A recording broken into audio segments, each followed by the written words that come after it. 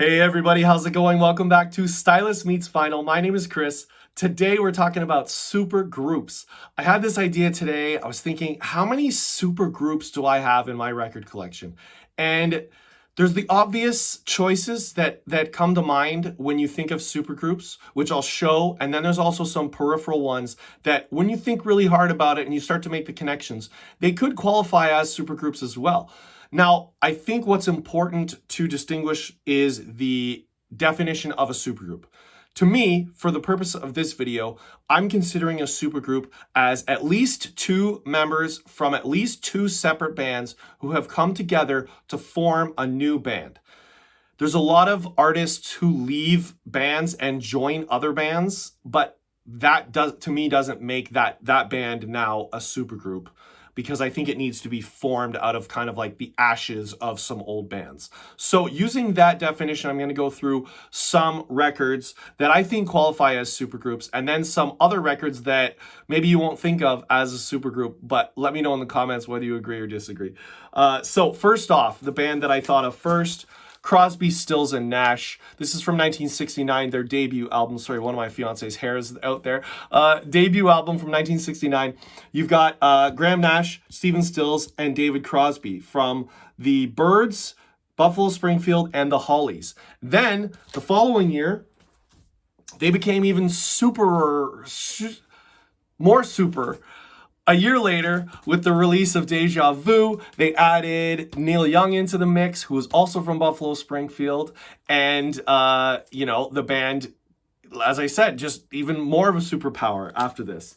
So then you've got a band like this band here, Beck, Bogert, and Appice. You've got Jeff Beck, Tim Bogert, and Carmine Appice. Beck was from the Yardbirds. He was also from the Jeff Beck group, which had disbanded at this point. And then you've got Tim Bogert and Carmine Appice, who I think were both from Vanilla Fudge, coming together to form this band. And this is a one-off, the only studio album that they ever made. But these guys qualify as a supergroup under that definition. Next, from 1985, another supergroup, you've got The Firm. This is Jimmy Page from Led Zeppelin and Paul Rodgers from not only Free, but also Bad Company, coming together to form this group. They made two albums and then they disbanded, but this qualifies as a supergroup as well. Next, 1988. I'm going in chronological order here. 1988, you've got perhaps the most well-known supergroup of all time, the Traveling Wilburys. You've got, hold on, let me make sure. We've got, Roy Orbison, George Harrison, Tom Petty, Jeff Lynne, and who am I missing? Bob Dylan. And so we've got the Beatles, Roy Orbison, Tom Petty and the Heartbreakers, ELO, and Bob Dylan and the band. So that is a supergroup. They made two albums. Next, one of my favorite supergroups that are in my collection, we've got Them Crooked Vultures. This album is from 2008 or 9. And this is Josh Homme from...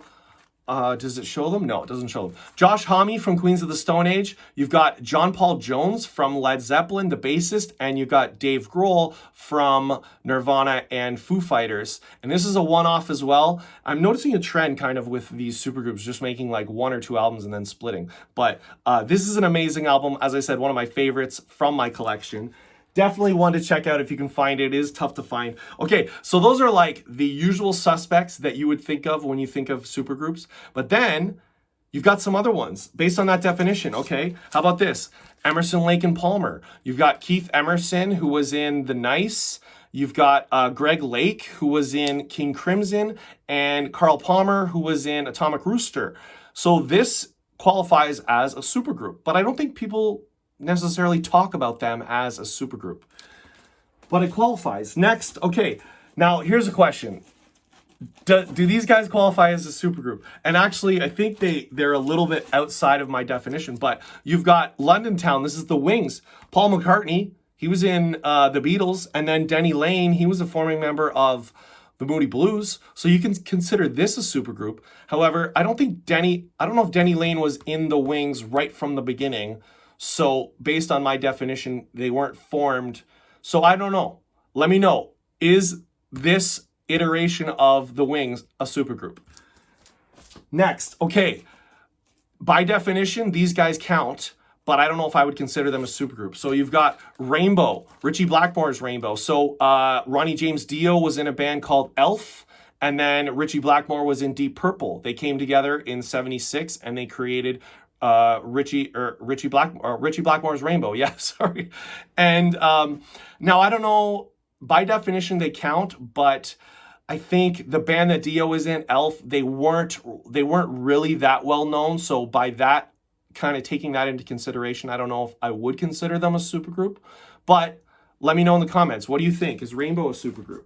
Then, okay, we already mentioned Stephen Stills, but after CSNY was done, there was Stephen Stills Manassas, and this has Chris Hillman in it and Stephen Stills. So Stephen Stills from Buffalo Springfield and CSN and CSNY, and Chris Hillman, who was in, I think he worked with the Flying Burrito Brothers. He was also in the Byrds, one of the founding members of the Byrds. So this counts as a supergroup as well.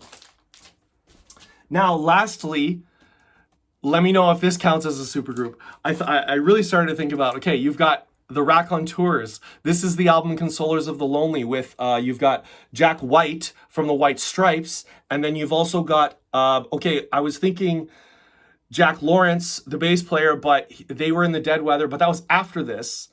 But you've also got Brendan Benson from Brendan Benson's solo work. So I don't know if that counts as a supergroup, but they came together after that. So maybe some of these don't count. Some of them do. Let me know in the comments. If you have a YouTube channel and you want to make a video as well, I'd love to see your supergroups in your collection. And thank you guys if you made it this far. Thanks for watching. Consider liking the video, consider subscribing for more content, and whatever you do, make sure you come right back here where stylus meets vinyl. Thanks everybody. See you soon. Bye.